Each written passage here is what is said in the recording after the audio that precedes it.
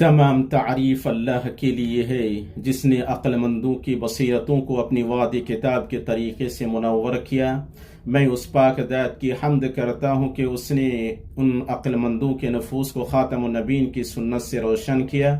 میں گواہی دیتا ہوں کہ ایک اللہ کے سوا کوئی معبود نہیں، اس کا کوئی شریک نہیں، اور میں گواہی دیتا ہوں کہ محمد اللہ کے بندہ اور رسول ہیں۔ اللہ نے آپ کو دین اور دنیا کی درستی کے ساتھ بھیجا اور آپ کے ذریعے راہ روؤں کے لیے راہ کے نشانات واضح کیے۔ اے اللہ، درود و سلام نازل فرما اپنے بندہ اور رسول محمد پر، آپ کے پاک اہل خانہ اور صحابہ پر اور ان لوگوں پر جنہوں نے تا قیامت ان کی اچھی طرح پیروی کی۔ اما بعد، اللہ کے بندو،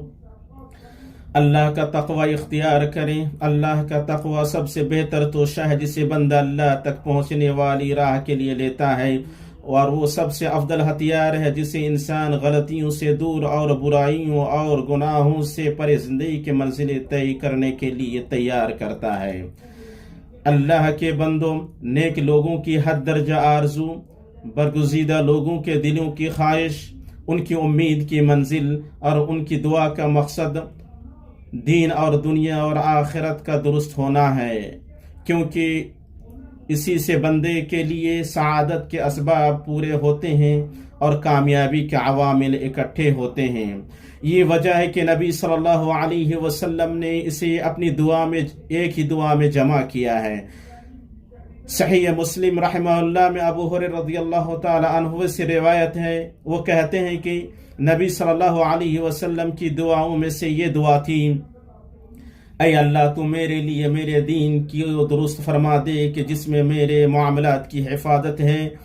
میرے لیے میری دنیا کو درست کر دے جس میں میرا جینا ہے، میرے لیے میری آخرت کو درست کر دے جس میں میرا لوٹنا ہے، زندگی کو میرے لیے ہر خیر میں زیادتی کا سبب بنا دے اور موت کو ہر شر سے نجات۔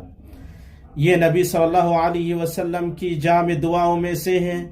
جو ہر اس خیر کو شامل ہے جس کی امید بندہ اپنی دنیاوی زندگی اور آخرت میں کرتا ہے۔ دین کی درستی سے بندہ لغزش سے محفوظ ہوتا ہے،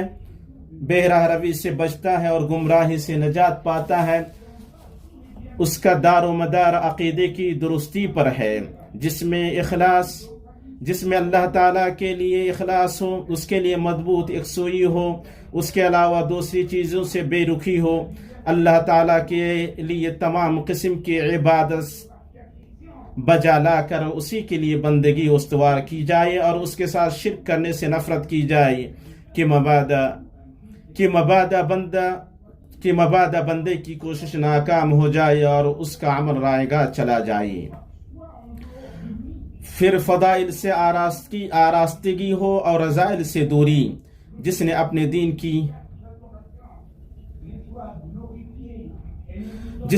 دین کی اصلاح اور اپنے رب کی طاعت سے اپنے نفس کا تزکیہ کر لیا وہ کامیاب ہو گیا، اور جس نے برائیوں کا ارتکاب کر کے اور گناہوں کو انجام دے کر اپنے نفس کو دبایا، پست کیا اور رسوا کیا، وہ ناکام و نامراد ہوا۔ جیسا کہ اللہ تعالیٰ نے فرمایا، جس نے اسے پاک کیا وہ کامیاب ہوا، اور جس نے اسے خاک میں ملا دیا وہ ناکام ہوا۔ دین کی درستی کے عوامل میں سے یہ بھی ہے کہ نبی صلی اللہ علیہ وسلم کے اتباع کو اپنایا جائے، وہ یوں کہ آپ کی سنت پر عمل کیا جائے، آپ کے نقش قدم اور سیرت کی پیروی کی جائے، آپ کے دین میں بدعت نہ ایجاد کی جائے، اور آپ کے اسوہ و طریقے کی مخالفت سے بچا جائے۔ اللہ سبحانہ کے اس ربانی فرمان پر عمل کرتے ہوئے اللہ کا فرمان ہے: اور تمہیں جو کچھ رسول دے لے لو، اور جس سے روکے رک جاؤ، اور اللہ تعالیٰ سے ڈرتے رہا کرو، یقیناً اللہ تعالیٰ سخت عذاب والا ہے۔ اور ارشاد ربانی ہے: اس رسول کی جو اطاعت کرے اسی نے اللہ تعالیٰ کی فرما برداری کی۔ نیز اللہ کا فرمان ہے: سنو، جو لوگ حکم رسول کی مخالفت کرتے ہیں انہیں ڈرتے رہنا چاہیے کہ کہیں ان پر کوئی زبردست آفت نہ آ پڑی یا انہیں دردناک عذاب نہ پہنچے۔ رہی بات دنیا کی درستی کی، تو اس کی بنیاد رزق میں کشادگی ہے، اور اسی میں سے اہل و اولاد کی نعمت ہے، قدر و منزلت کی بلندی ہے،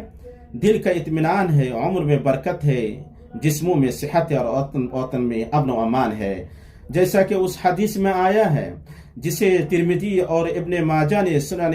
حسن سند کے ساتھ عبیداللہ ابن محسن رضی اللہ تعالیٰ عنہ سے روایت کیا ہے، عبیداللہ ابن محسن انصاری رضی اللہ تعالیٰ عنہ سے روایت کیا ہے کہ رسول اللہ صلی اللہ علیہ وسلم نے فرمایا، تم میں سے جو اپنی رہائش میں بے خوف اور صحت مند جسم کے ساتھ صبح کرے اور اس کے پاس اس دن کی خوراک ہو تو گویا اس کے لیے پوری دنیا سمیٹ دی گئی ہے۔ اور صحیح مسلم میں عبداللہ بن عمرو بن عاص رضی اللہ تعالی عنہما سے روایت ہے کہ رسول اللہ صلی اللہ علیہ وسلم نے فرمایا، وہ کامیاب ہو گیا جو اسلام لایا اور اسے کفاف یعنی بقدر ضرورت رزق دیا گیا اور اللہ نے اسے اس چیز پر مطمئن کر دیا جو اسے عطا کی ہے۔ کفاف سے مراد وہ رزق ہے جو کافی ہو اور دوسروں کی محتاجگی سے بچائے، وہ حلال رزق اور پاک کمائی ہے، کیونکہ ناپاک کمائی اور دھوکہ دھڑی، تدلیس، رشوت اور یتیموں کے مال اور باطل طریقوں سے لوگوں کے مال کھانے کی تمام قسموں سے کمائی گئی حرام مال کے ساتھ کامیابی حاصل نہیں ہو سکتی ہے۔ اور آخرت کی درستی کا معاملہ یہ ہے کہ اللہ بندہ پر احسان کرے اور آخرت میں اسے نیک بختوں کے زمرے میں جمع کرے اور متقیوں کے مرتبے پر فائز کرے، جن کے بارے میں اللہ تعالیٰ نے فرمایا، لیکن جو نیک بخت کیے گئے وہ جنت میں کیے گئے ہیں وہ جنت میں ہوں گے، یہاں ہمیشہ رہیں گے جب تک آسمان و زمین باقی رہے، مگر جو تیرا پروردگار چاہے۔ یہ بے انتہا بخشش ہے۔ یہ وہی لوگ ہیں جنہیں ان کا نامہ یا اعمال ان کے دائیں ہاتھوں میں دیا جائے گا۔ اللہ تعالیٰ نے ان کا وصف بیان کرتے ہوئے فرمایا، سو جسے اس کا نامہ یا اعمال اس کے دائیں ہاتھ میں دیا جائے گا وہ کہنے لگے گا کہ لو میرا نام اعمال پڑھو، مجھے تو کامل یقین تھا کہ مجھے اپنا حساب ملنا ہے، پس وہ ایک دل پسند زندگی میں ہوگا، بلند و بالا جنت میں جس کے میوے جھکے پڑے ہوں گے۔ ان سے کہا جائے گا کہ مزے سے کھاؤ پیو اپنے ان اعمال کے بدلے جو تم نے گزشتہ زمانے میں کیے۔ چونکہ یہ دنیاوی زندگی فنا ہونے والی ہے اور اس کا وقت محدود ہے، دنیا والے اس سے ایک گھڑی نہ پیچھے ہو سکتے نہ آگے۔ اس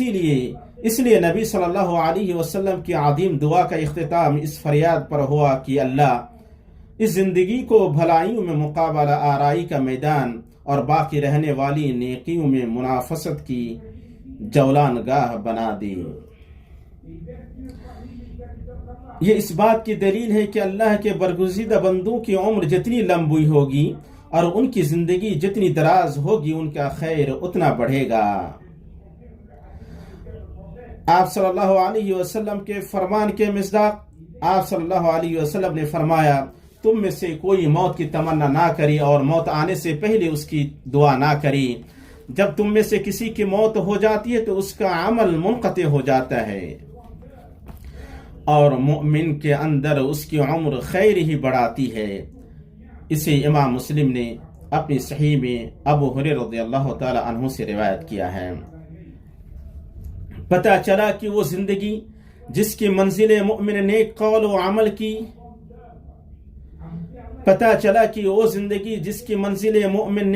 و عمل کی افزائش کے ساتھ طے کرتا ہے، ایسا خیر ہے جس میں اس کی دلچسپی ہوتی ہے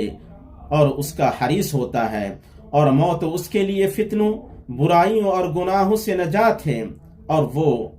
ان کی آفتوں سے، ان کے گڑھے میں گرنے سے بچ جاتا ہے، خصوصاً اس وقت جب کمزوری غالب آ جائے، بیماری جڑ پکڑ لے اور مددگار نایاب ہو جائے۔ اسی لیے نبی صلی اللہ علیہ وسلم کی دعا میں یہ بھی آیا ہے، اور جب تو اپنے بندوں کے لیے فتنہ چاہے تو مجھے فتنے میں مبتلا کیے بغیر اپنے پاس بلا لی۔ اللہ کے بندوں، اللہ سے ڈریں اور رسول صلی اللہ علیہ وسلم کی اچھی پیروی اور اتباع اور آپ کی کمالی اقتداء کرتے ہوئے اللہ تعالیٰ سے عاجزی و انکساری کے ساتھ دین و دنیا اور آخرت کی درستی کی دعا مانگیں۔ یہی اللہ کے ہر اس متقی بندے کی انتہائی آرزو اور غایت درجہ امید ہوتی ہے جو اس سرزمین پر جیتا ہے۔ اللہ مجھے اور آپ کو کتاب کے طریقے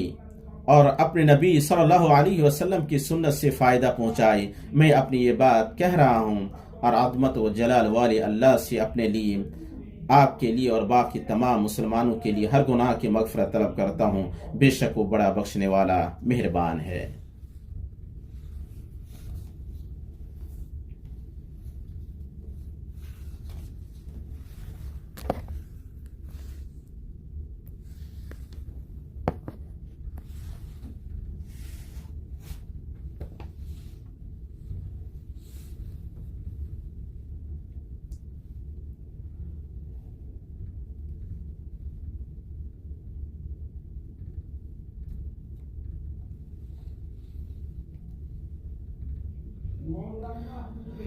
ہر طرح کی تعریف اللہ کے لیے ہے جو وسیع نوازش و سخاوت والا ہے۔ میں اس پاک ذات کی حمد کرتا ہوں اور میں گواہی دیتا ہوں کہ ایک اللہ کے سوا کوئی معبود برحق نہیں، اس کا کوئی شریک نہیں، وہ رب، الہ اور معبود ہے۔ اور میں گواہی دیتا ہوں کہ ہمارے سردار اور نبی محمد اللہ کے بندہ اور رسول ہیں، جو صاحب حوض مورود و مقام محمود ہیں۔ اے اللہ تو درود و سلام نازل فرما اپنے بندہ اور رسول محمد پر، آپ کے اہل خانہ اور صحابہ پر۔ اما بعد، اے اللہ کے بندو،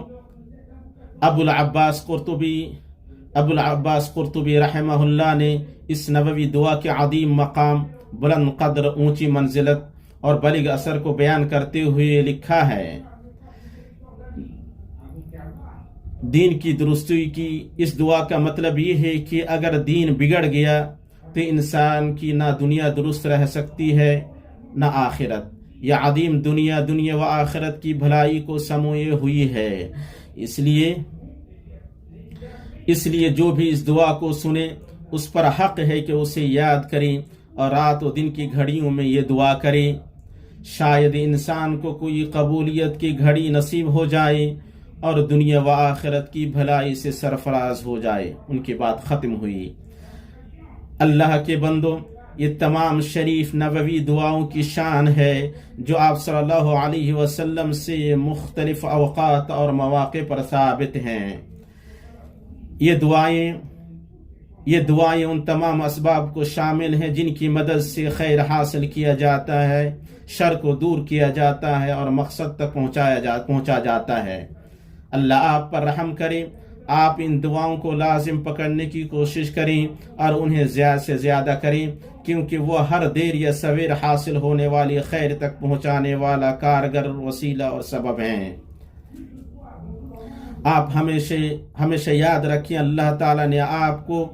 خیر انام پر درود و سلام پڑھنے کا حکم دیا ہے۔ اللہ تعالیٰ نے اپنی کتاب میں فرمایا، بے شک اللہ اور اس کے فرشتے اس نبی پر درود بھیجتے ہیں۔ اے مومنو، تم بھی ان پر درود بھیجو اور خوب سلام بھی پڑھتے رہیں۔